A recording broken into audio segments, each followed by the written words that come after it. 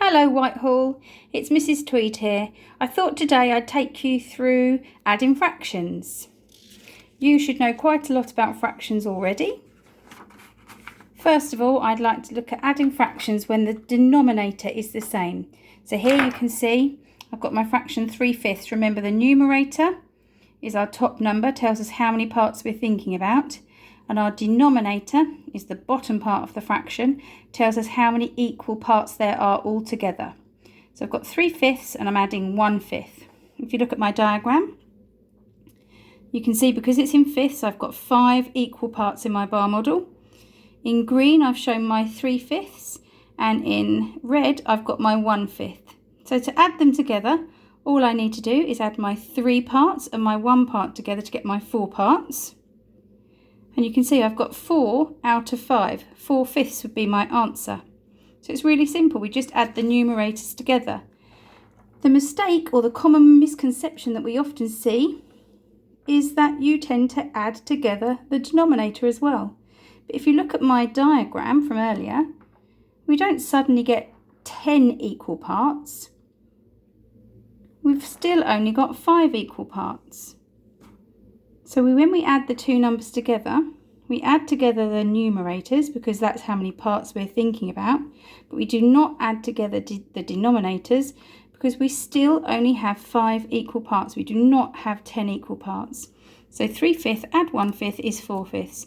Adding fractions together with the same denominator is really quite simple. We just have to remember not to make this mistake of adding together our denominators and suddenly having more equal parts than we started with.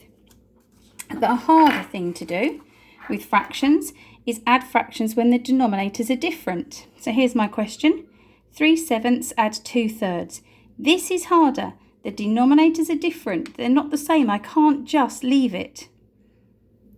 Would I have a 7 or would I have a 3 as my denominator?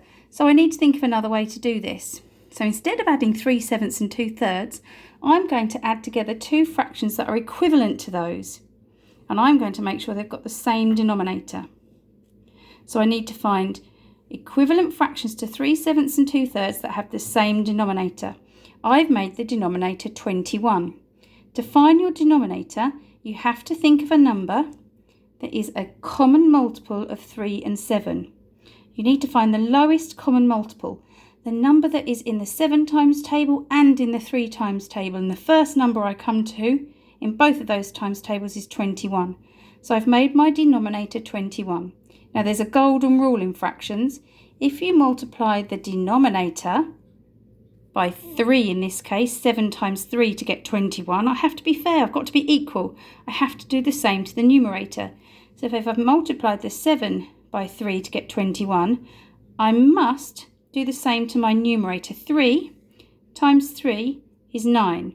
So I now know that 3/7 is equivalent to 9/21. My second fraction is 2/3. Now my denominator has changed from a 3 to a 21. I'd multiplied it by 7. So I have to be fair, do the same to my numerator. 2 times 7 is 14. Now I've got 2 equivalent fractions, but they've got the same denominator, so they're easy to add together. I've got 9 add 14 is 23. Remember, I leave the denominator as it is because I'm not suddenly going to get more equal parts. So my answer is 23/21. But as you can see, my answer is an improper fraction, so I can convert it into a mixed number. If there are 21 equal parts, think of it as a chocolate bar with 21 squares. If I had 23 squares, I could make one whole chocolate bar and I'd have 2 squares left over. So I can convert my answer to the mixed number of 1 and 2/21. Here's another example just to make sure you're understanding. So here we are. I've got 4/15, and we're adding 3/5. So I need to find equivalent fractions, but I want the denominator to be the same so that I can add them together really easily. Now this time I've got 15 and I've got 5. The lowest common multiple actually is 15 because 5 goes into 15. So here I haven't had to do anything to this one. 15 has stayed the same, so 4 stays the same. I've multiplied by 1. For my second fraction, my denominator, 5, I've changed it to 15, so I've multiplied by 3. I'm fair to my fractions. I do the same to my numerator. 3 times 3 is 9. Now my denominators are the same, so they're easy to add together. My 4 parts and my 9 parts make 13 equal parts, and I would have 15 equal parts altogether. So my answer would be 13/15. Now, adding fractions can seem a bit tricky, but you were getting really good at this method. Remember, it's easy when you know how.